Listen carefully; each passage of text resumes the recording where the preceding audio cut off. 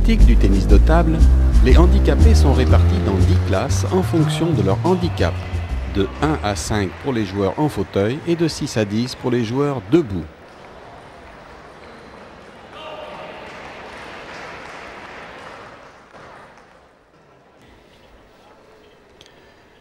En classe 1, les joueurs ont une atteinte de l'extrémité des membres supérieurs. La flexion des doigts est impossible. La fixation de la raquette à la main est donc indispensable.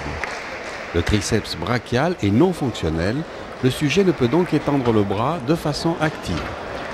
Il n'y a aucun équilibre du tronc. Le dossier haut est indispensable et les mouvements du tronc ne sont donc permis que par la tenue du fauteuil roulant ou plus souvent par un accrochage du coude plié sur le montant du dossier.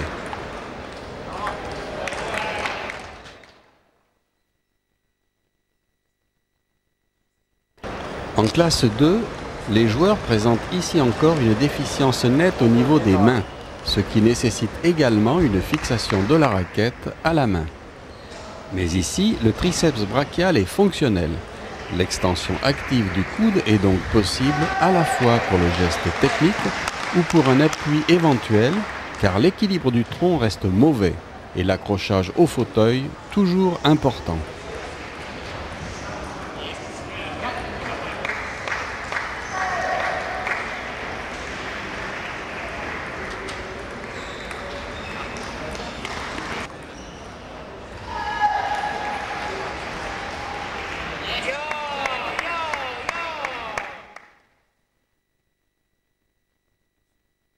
En classe 3, les membres supérieurs des joueurs sont corrects.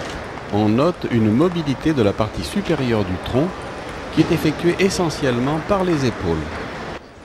Le joueur maintient le fauteuil avec la main, ce qui permet des mouvements plus amples car l'équilibre du tronc reste mauvais sans appui, ce qui explique un dossier encore relativement haut.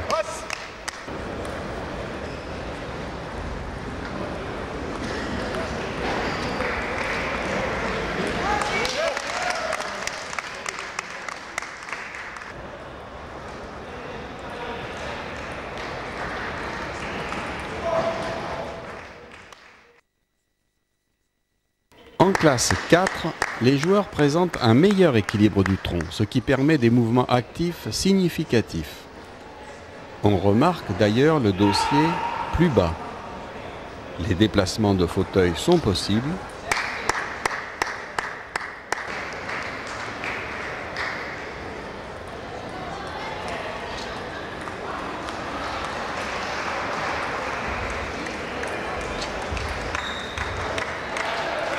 Après s'être penché en avant lors du redressement du tronc, on notera une lordose lombaire.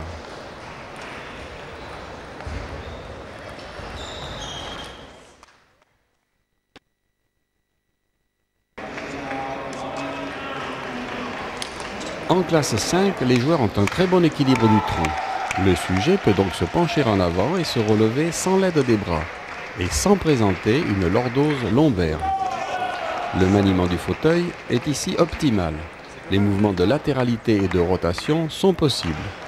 On remarquera dans cette classe que le dossier du fauteuil est très bas et qu'un appui significatif sur les jambes peut être parfois possible.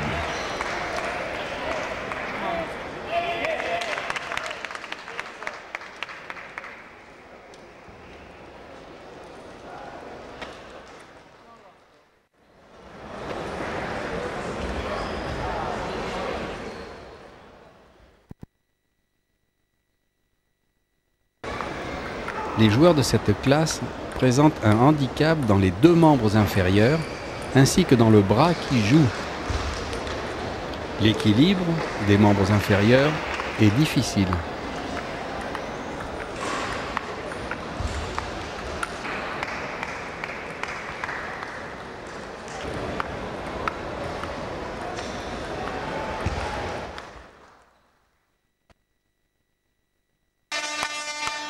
Les joueurs présentent ici un handicap dans les membres supérieurs et notamment dans le bras qui joue.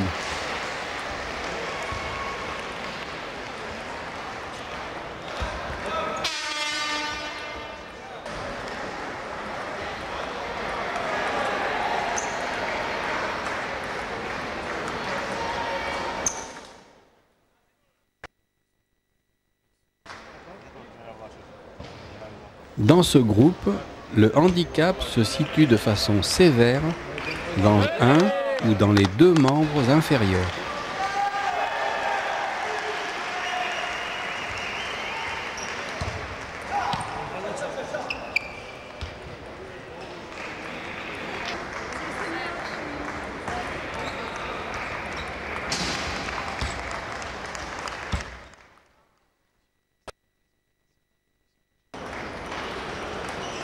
Les joueurs présentent également un handicap dans un ou deux membres inférieurs, mais l'atteinte est moins importante.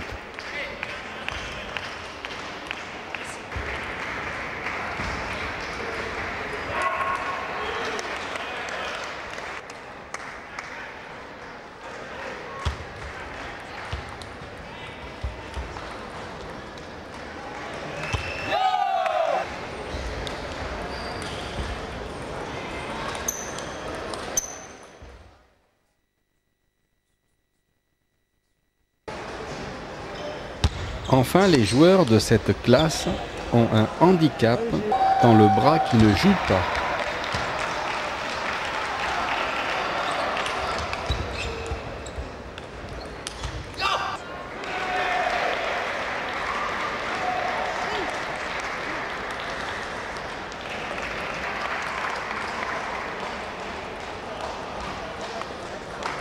En réalité, la répartition dans les différentes classes n'est pas aussi simple.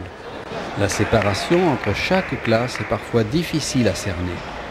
Il faut toujours se poser une question essentielle. Le joueur possède-t-il le handicap minimum requis pour entrer dans telle ou telle classe ?